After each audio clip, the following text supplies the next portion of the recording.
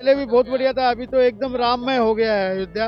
और हम तो राम तो हमारे दिल में बसते हैं। अगर राम कोई कण इसका कण में विरोध राम है। कर रहा है, मेरा तो आह्वान ये है, क्योंकि मैं हिंदू हूँ और हिंदूवादी हाँ, तो बात ऐसे करता सारा हूँ। अलग अलग पार्टियां अलग अलग बोलती हैं, उनका भी विश्वास नहीं करना चाहिए। संपत राम जी ऐसा नहीं कह सकते हम। इस वक्त मैं मौजूद हूँ राम जन्मभूमि के पास। आप देख रहे हैं हमारा हिंदुस्तान। मैं हूँ आपके साथ प्रफुल्ल कुमार। जिस तरीके से नेताओं का बयानबाजी चल रहा है, चरम सीमा पर पहुंच चुका है। वहीं देखा जाए तो एक तरह से विपक्षी पार्टियां ने 22 जनवरी को जो राम मंदिर का प्राण प्रतिष्ठा होने जा रहा है, उसको लोग एक तरह से बाइकआउट कर दिया है। आम लोग इस पर क्या सोचते हैं, आम लोग इस पर क्या सोच रहे हैं, आइए जानते हैं आम लोगों से। नाम क्या हुआ? चितराम केडिया, गुवाहाटी, आसाम से आए हैं हम। आप आसाम से आए हैं। आसाम से आए हैं। कैसा अयोध्या कैसा लग रहा है ये बताइए। अयोध्या तो पहले भी बहुत बढ़िया था, अभी तो एकदम राममय हो गया है अयोध्या। और हम तो राम तो हमारे दिल में बसते हैं। राम कण कण में राम है। तो हम तो राम की भक्तों की यहाँ सेवा करने के लिए आए हैं। अयोध्या आए हैं, लेकिन लगातार जो विरोध हो रहा है, राम का विरोध कर रहे हैं, जो नहीं आना चाह रहे हैं। अखिलेश यादव यहाँ तक कह रहे हैं कि मैं आमंत्रण स्वीकार ही नहीं करूंगा, लेकिन आज वो कह रहे हैं कि मैं 22 जनवरी को नहीं आऊंगा, 22 जनवरी के बाद आएंगे। देखिए, दुनिया में सब तरह के आदमी हैं। आज रावण भी राम को ही लास्ट में उसका गति हुआ, राम ने गति किया। तो उनमें बुद्धि आएगी, देर से आएगी। देर है, अंधेर नहीं है। सब तरह के आदमी है उनके अंदर में। अभी थोड़ा सा मतलब ये राजनीति चाल है, तो ये सब धीरे धीरे सब ठीक हो जाएगा। आप तो आसाम से आते, वहाँ के जो बदरुद्दीन एक हैं, उनकी वो तो यहाँ तक कह रहे हैं मुसलमानों की 20 जनवरी से 26 जनवरी तक लोग ट्रेवल ना करे, यात्रा ना करे, बाहर ना निकले। बदरुद्दीन तो पागल हो गया है। सबसे बड़ी बात यही है, वो सठिया गया है। हाँ, एकदम। हम लोग तो उनको सामने ही बोलते हैं। हमारा भी वहाँ न्यूज़पेपर निकलता है, दैनिक पूर्वोदय बोल के, प्रिंट मीडिया है। तो हम लोग तो लिखते हैं उसमें। बदरुद्दीन जो है, मतलब उनको अब जैसे ओवैसी बोलते हैं वैसे ही वो भी बोलते हैं। उनका कोई वो नहीं है, मतलब टांग पूछ नहीं है बोलने का। तो उसका क्या कीजिएगा। ये ममता बनर्जी तो कह रही है कि ये तो समाज को बांटने वाला कार्यक्रम है, और उन्हीं के राज्य में साधुओं पर हमला भी हो रहा है। ममता बनर्जी भी वो अपनी वोट वोट बैंक का चक्कर है, और कुछ नहीं है बस। मुस्लिम तुष्टीकरण की राजनीति करेंगे तभी उनकी राजनीति चमकेगी। और ये आप चाहे अखिलेश यादव के लिए बोलिए, चाहे ममता बनर्जी के लिए बोलिए, या कुरैशी के लिए बोलिए, अजमल, सब एक ही थाली के चट्टे बट्टे हैं। तो ऐसा है, अगर कोई इसका विरोध कर रहा है, मेरा तो आह्वान ये है, क्योंकि मैं हिंदू हूँ और हिंदूवादी बात करता हूँ।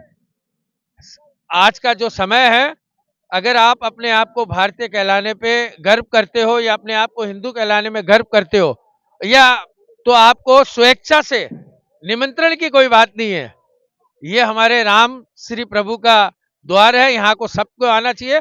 और अगर कोई इसको लेके विरोध कर रहा है, मैं कहता हूं अगर हिंदू को एकता दिखानी है तो ये सही समय है, इसका विरोध ना करें। सबको बिना बुलाए, कोई भी पार्टी क्यों ना हो, उसको आना चाहिए। और मैं तो ये भी कहता हूं कि मुस्लिम भाइयों को भी आना चाहिए। भाई, हिंदुस्तान में रह रहे हैं, जय श्री राम का नारा लगाने में क्या है।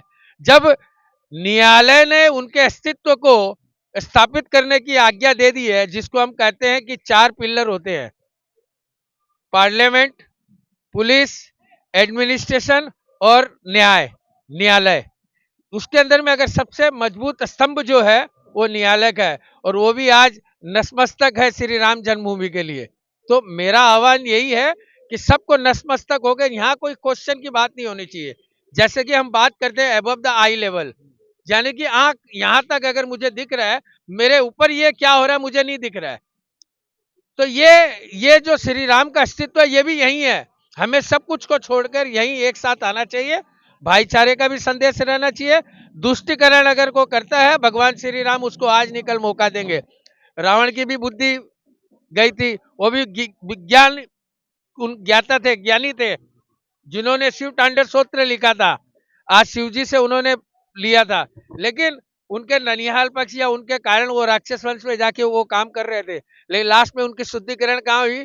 श्री राम के मरने के बाद। और मरते समय भी उन्होंने क्या कहा? जय श्री राम। लेकिन जय श्री राम की तो बातें हो रही है, लेकिन जो तमाम पार्टियां विरोध कर रही, क्या कारण लग रहा है कि वो लोग विरोध कर रहे हैं? उनका सुनिए, एक मैं आपको क्या बोला, तुष्टिकरण और राजनीतिकरण। जिसको अपनी रोटियां वहां सेकनी है ना, वो उन्होंने चूल्हा वही लगा के रखा है। उस चूल्हे लगाने के अंदर में जो रोटियां सेकनी है ना, अब उनका सबसे बड़ा बात क्या है? उनको हमेशा राजनीतिकरण उन्होंने जाति के कारण की है, और उनका जाति के ऊपर ही उनका वोट बैंक है। आप चाहे अजमल की बात करें, चाहे ओवैसी का बात करें, चाहे मुलायम सिंह का बात करें, उनका जो काम है वो तुष्टीकरण की राजनीति करना है और जाति के लोगों को फूट डालो, राज करो। जो अंग्रेजी की जो नीति थी वही नीति ये सारी पार्टियां अपना के काम करती है, जोड़ने की काम नहीं करते हैं वो लोग।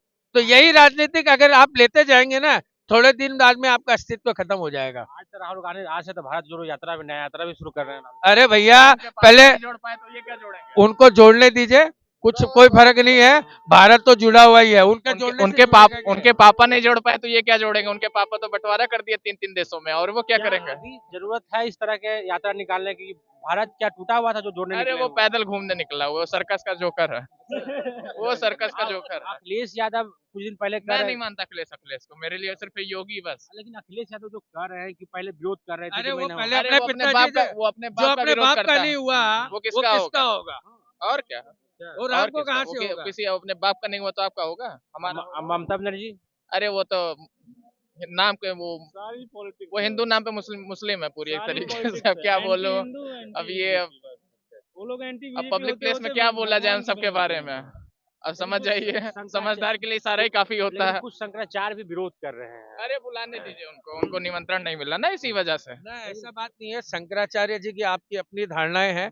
उनका विरोध है कि प्रधानमंत्री जी क्यों रामलला की स्थापना करें, उनका विरोध हुआ है। लेकिन मैं ये चाहता हूं, मैं उनकी जगह शंकराचार्य यानी कि हिंदू धर्म के अनुसार भगवान के रूप में अगर कोई जीवित अगर कोई है तो वो शंकराचार्य है।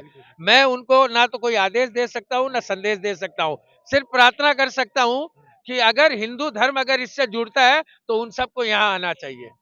आएंगे बट 22 के बाद ही आएंगे वो लोग। और बिना निमंत्रण के आना चाहिए उनको शंकराचार्य जी को। तो शंकराचार्य जी को बिना निमंत्रण को आना चाहिए, लेकिन ये भी कहा जा रहा है कि चंपत राय ने उन्हें कुछ कह दिया था, इसीलिए वो नाराज होकर के व्यक्तिगत रूप से लेकर के इसका विरोध कर रहे हैं। ऐसा तो हमने सुना नहीं है, ऐसा सुना नहीं कहा ये जा रहा है। ये कहा तो ऐसे जा रहा है, अलग अलग पार्टियां अलग अलग बोलती हैं, उनका भी विश्वास नहीं करना चाहिए। संपत राम जी ऐसा नहीं कह सकते हम। ये जीव है ना, बिना बिना हड्डी की है, इससे कई बार कुछ बातें जो हम चाहते नहीं है वो भी निकल जाती है। इसको कंट्रोल करना हर किसी के बस की बात नहीं है। किसी ने कुछ भी कहा हो, वो क्या श्री राम से बड़ा है? जब श्री राम से बड़ा नहीं है, शंकराचार्य भी श्री राम से बड़े नहीं हो सकते हैं। लेकिन वो हमारे जीवित भगवान है। मैं आपको बोला ना, कान पकड़ के मैं बोलता हूँ कि उनका विरोध नहीं है। हम तो सम्मान पूर्वक सर झुका के बोल सकते हैं, प्रभु आप आइए। आज जो नहीं आना चाह रहे उनको क्या संदेश देना चाहिए? वो भी आएंगे, आज नहीं कल आएंगे। सद्बुद्धि किसी को जल्दी मिलती है, किसी को बीच में मिलती है और किसी को देर से मिलती है। इंडिया गठबंधन लगातार बैठकें कर रही है, क्या लग रहा है 24 चुनाव? भाई साहब, इंडिया गठबंधन जो है होने, सुनिए, होने दीजिए।